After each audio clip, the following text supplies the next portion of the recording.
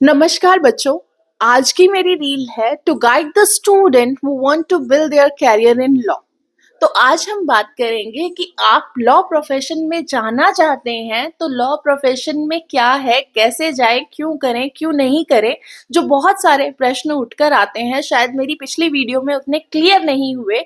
तो after 12th law क्या है, कैसे करें, क्यों करें, किस लिए करें, क्या होगा, क्या नहीं होगा, उन सभी प्रश्नों के उत्तर मैं इस वीडियो में देने की कोशिश करूंगी। तो देखिए, आप लॉ को क्यों चूज करें एज अ कैरियर, सबसे पहला क्वेश्चन पूछता है।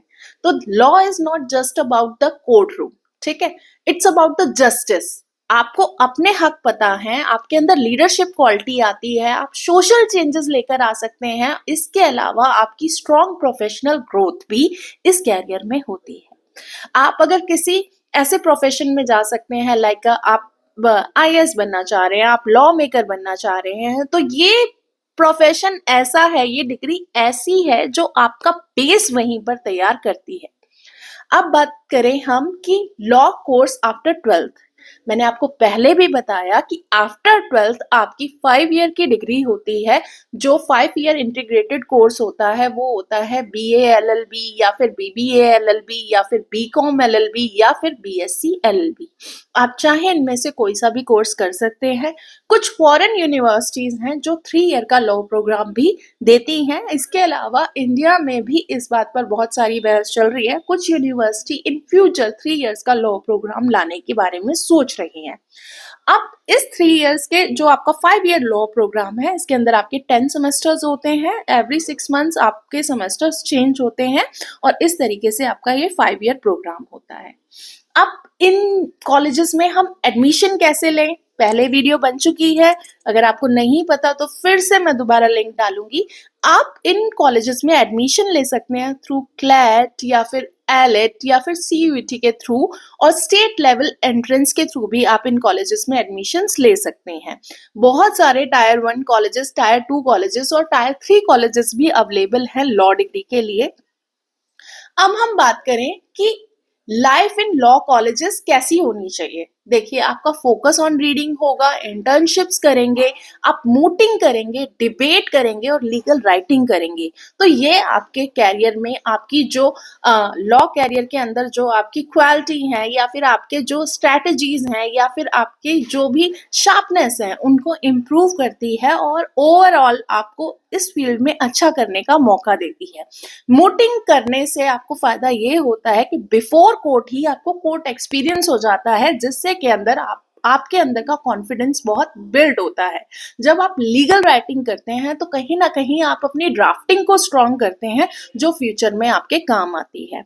अब हम बात करें कि कैरियर ऑप्शन आफ्टर लॉ क्या है। देखिए, कैरियर ऑप्शन आफ्टर लॉ की बात करें तो सबसे पहले आप लिटिगेशन में आ सकते हैं, एडवोकेट बन सकते हैं, कॉर्पोरेट लॉयर बन सकते हैं। इसके अलावा आप जुडिशियल सर्विसेज कर सकते हैं, लीगल एडवाइजर्स कर सकते हैं, कंपनी सेक्रेटरीट बन सकते हैं, लॉ ऑफिसर्स बन सकते हैं, लीगल रिसर्चर्स बन सकते हैं। इसके अलावा आप आईएएस आईपीएस के लिए भी प्रिपरेशन करते हैं तो लॉ एक स्ट्रॉन्ग सब्जेक्ट है जो उन सब्जेक्ट्स के लिए भी आपको प्रिपेयर कराता है। इसके अलावा आप यूएन में या फिर बाहर की कंट्रीज में एज ए लीगल एडवाइजर भी काम कर सकते हैं। फील्ड वास्ट है, वो आपकी क्वालिटी के ऊपर डिपेंड करता है कि आपके अंदर कितनी क्वालिटी है और आप कितना आगे जा सकते हो। फिर हम बात करें स्किल क्या रिक्वायर्ड है। देखिए, कितनी अच्छी कम्युनिकेशन स्किल्स है, रीडिंग हैबिट्स कितनी है, आपके अंदर लॉजिक रीजनिंग कितनी है, आप डिसिप्लिन और एथिक्स कितना जानते हो। ये बहुत ज़रूरी है इस प्रोफेशन में। एथिक्स और डिसिप्लिन बहुत ज़रूरी है। आजकल बच्चे लॉ कर लेते हैं और उसके बाद में कुछ बच्चे, मैंने देखा है कि न्यू जनरेशन में बहुत हवा है लॉ प्रोफेशन की, but they have to understand आप एक बहुत ही रेपुटेटिव, एक पूरी कम्युनिटी को रिप्रेजेंट करते हो, तो एथिक्स फॉलो करना बहुत जरूरी है। फिर हम बात करें कि जब हमने एलएलबी 3 ईयर प्रोग्राम कर लिया है तो हम एलएलएम करें या ना करें। देखो, जुडिशियल सर्विस एग्जाम्स के लिए एलएलएम या फिर पीएचडी की डिग्री कहीं ना कहीं आपकी जो स्टडीज है उसको हाई एंडिंग पे ले जाती है। तो आप एलएलएम करते हैं तो आप अपनी पढ़ाई में कहीं ऊपर ही लाते हैं, कहीं ऊपर ही पहुंचते हैं। लेकिन ऐसा नेसेसरी नहीं है कि आपने एलएलबी की है तो आपको एलएलएम करना है। It's on you. कि आपके पास में अच्छा काम है और आप चीज़ें कर रहे हैं तो दैट्स ओके। अगर आपको लगता है कि आपको आगे 1 स्टेप फॉरवर्ड जाना है तो आप एलएलएम कर लीजिए, लेकिन एलएलबी के साथ में कोई बाउंडेड नहीं है कि आपको एलएलएम करना है। वो इस प्रोफेशन में सब कुछ आपकी स्किल्स पे डिपेंड करता है।